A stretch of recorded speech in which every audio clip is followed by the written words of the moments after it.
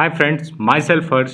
Welcome to one initiative. हम लोग revolt of 1857 को डील कर रहे थे और वहाँ पे डिफरेंट डिफरेंट काउजेस को देखा था, जैसे political causes, economical causes, social causes. तो वहाँ पे हम लोगों ने देखा था और लास्ट के दो काउजेस हमारे बचे थे। तो आज हम लोग लास्ट के दो काउजेस डील करेंगे, जिसमें हम लोग डिसकंटेंट अमोंग द सिपॉइज और आउटफ्लुएंस, जो आउटसाइड इन्फ्लुएंस था वो इंडियन के कैसे वो मोटिवेट करता है इस रिवॉल्ट में। तो उसको देखते हैं। आइए स्टार्ट करते हैं हमारा लेक्चर। और अगर अपने चैनल को सब्सक्राइब नहीं किया तो प्लीज़ जाके आप उसे सब्सक्राइब कर लें। तो हम लोग सबसे पहले देखते हैं कि क्या सिपाही के साथ क्या डिसकंटेंट पैदा हुए, मतलब वो कैसे जो अपने मालिक थे उनको उनके अधिकार, मतलब ऑर्डर मानने से इनकार कर दिए। क्या काउजेस थे इसके पीछे, उसको आज हम लोग देखेंगे। तो उसके लिए सबसे पहले हम लोग कि क्या क्या इश्यूज जनरेट हुए, क्रिएटेड हुए। तो आइए हम लोग सबसे पहला देखते हैं। सबसे पहला क्या था कि जो कास्ट और सेक्टेरियन मार्च थे, कास्ट और जो सेक्टेरियन मार्च थे वो उन पे रिस्ट्रिक्शंस लगा दिया गया। क्या लगा दिया गया? रिस्ट्रिक्शंस लगा दिए। अब सेक्टेरियन मार्च क्या होते हैं, जैसे एग्जाम्पल के तौर पे अगर लीजिए तो आज भी आप देखें कि जो हमारे सिख कम्युनिटी के लोग हैं वो टर्बन पहनना उनका रिलीजन के पार्ट मानते हैं, फिर कड़ा पहनना, तो ये सब चीज़ों को रोक देना, एक तरह से कहो कि रिस्ट्रिक्शन लगाना। तो उनके अंदर के लगेगा कि नहीं, ये जो हम जो सर्विस प्रोवाइड कर रहे हैं ये उनके रिलीजन को कहीं ना कहीं हैम्पर कर रहा है। तो इस ढंग से जो उस टाइम के जो हिंदूज थे और मुस्लिम्स जो सिपाहीज थे उनको लग रहा था कि कास्ट और सेक्टेरियन जो उनके मार्क्स है, जैसे हिंदूज के अगर कास्ट के बेसिस पे अगर मार्क्स देखे तो वो डिफरेंट डिफरेंट टैटूज बनवाते थे। उस टाइम में उनको गोदना कहते थे। तो यहाँ पे उनको एक ढंग से उनको ब्रिटिशर्स बोल रहे थे कि नहीं, आप पे अगर है तो वो रोक देते थे। इवन आज के टाइम में जो इंडिपेंडेंस इंडिया है उसमें भी आप देखें कि टैटू बनवाना वो इंडियन आर्मी में आपको रिक्रूटमेंट से कहीं ना कहीं वो रोक देता है। फिर आप रेशियल डिस्क्रिमिनेशन देखने को मिलेगा। क्या चीज़ में भाई? प्रमोशन में। सोचो कि मतलब कोई भी आदमी उसी इंस्टीट्यूशन में आप सर्व कर रहे हो, कहीं भी आप सर्व कर रहे हो, आपको प्रमोट नहीं किया जाएगा तो कहीं ना कहीं आपको मनोवैज्ञानिक, मतलब साइकोलॉजिकली आपको क्या करेगा, इम्पैक्ट करेगा कि अरे तो हम काला थे तो हमको वो प्रमोशन नहीं दे रहे। तो एक ढंग से सिपाहीज के अंदर क्या डिसकंटेंट पैदा करेगा। उसी ढंग से प्रिविलेजेस में भी डिस्क्रिमिनेशन पैदा हो रहे थे। मतलब ब्रिटिशर्स को भाई बड़े मज़े मिल रहे थे और जो इंडियंस थे उनको मज़े ही नहीं मिल रहे थे।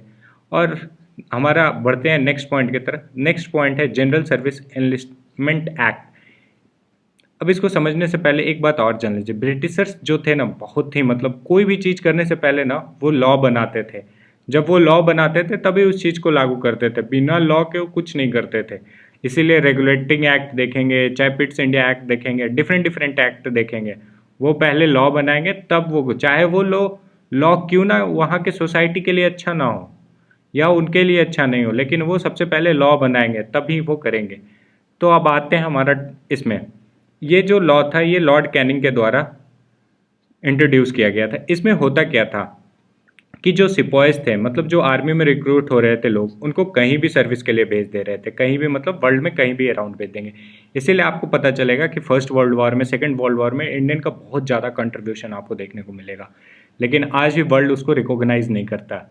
और आज के टाइम में जैसे जैसे फ्यूचर में डेवलपमेंट हो रहा है, मतलब इंडिया का स्ट्रेचा वर्ल्ड में पॉलिटिक्स में बढ़ रहा है, तो आपको देखने को मिलेगा कि आज के टाइम में अब धीरे धीरे बहुत जगह इंडियंस को रिकॉग्निशन मिलना चालू हो गया। तो उसी प्रकार क्या होता था कि ये लॉ के तहत क्या हो रहा था, सिपाहीज को कहीं पे भी भेज रहे थे, लेकिन सिपाहीज को उस टाइम में जो हिंदूज के अंदर बिलीफ था कि अगर सी क्रॉस करोगे, क्या क्रॉस करोगे, सी क्रॉस करोगे, तो आपका आइडेंटिटी और रिलीजन क्या हो जाएगा, लॉस हो जाएगा। तो इस ढंग का टैबू था। तो ये जो टैबू था उसके कारण क्या हो रहा था कि एक तरह से कहो कि जो सिपाहीज थे वो खुश नहीं थे अपने मालिक से। मालिक कौन? ब्रिटिशर्स। और जब नेक्स्ट पॉइंट की बात करें तो भत्ता, भत्ता मतलब होता है कि फॉरेन सर्विस अलाउंस। अब बोल रहे हैं फॉरेन सर्विस अलाउंस, पहले उसके साथ यहाँ पे क्या होता कि फॉरेन सर्विस अलाउंस के यहाँ में क्या सीन था कि जो लोग अफगानिस्तान जा रहे थे या फिर डिफरेंट डिफरेंट लैंड रूट से कहीं भी जा रहे थे, उनको भी क्या कर रहे थे, वहाँ पे भी पैसा देने में उन लोग भाई कंजड़ई कर रहे थे। जो लोग इंडियंस थे उनको कम पैसे मिल रहे थे, तो उसके कारण क्या हो रहे थे, वो हैप्पी नहीं थे अपने मालिक से। तो इस ढंग से समझ रहे हो कि आर्मी के विदिन एक डिसकंटेंट पैदा होगा। फिर आप नेक्स्ट पॉइंट में देखोगे कि जो अवध था, अब अवध जो था वो सबसे बड़ा लार्ज एरिया था, ब्रिटिश एम्पायर का लार्ज एरिया था, और उस लार्ज एरिया को अवध को एनेक्स कर दिया था किसने? ब्रिटिशर्स ने। तो जो सिपाहीस थे जो वहीं से आ रहे थे वो बोलेंगे ये क्या, हमारे एरिया को ही एनेक्स कर दिया। तो वो क्या किए, हर्ट किए सेंटिमेंट्स ऑफ किसके? सिपाहीस को। तो इस ढंग से आप देख रहे हैं ना कि कैसे कैसे जो ब्रिटिशर्स के पॉलिसीज थी, खुद उनके लिए जो काम कर रहे थे उनको भी वो सूट नहीं कर रही थी। बाकी लोग तो छोड़ दो, उनके लोगों के लिए, मतलब जो इंडिया से जो लोग रिक्रूट हो रहे थे वो भी एक न कहीं कहीं से सोचो कि उनके पॉलिसीज से हैम्पर हो रहे थे। इसके बाद जब लास्ट पॉइंट का बात देखें तो कि जो जो सिपाहीस थे वो क्या थे लास्ट में? वो तो गांव से ही आते थे ना। वो कहाँ से आते थे? गांव से। तो विलेज से आते थे, इसका मतलब क्या थे वो? पीजेंट्स से। पीजेंट्स क्या चीज़ में? यूनिफॉर्म में।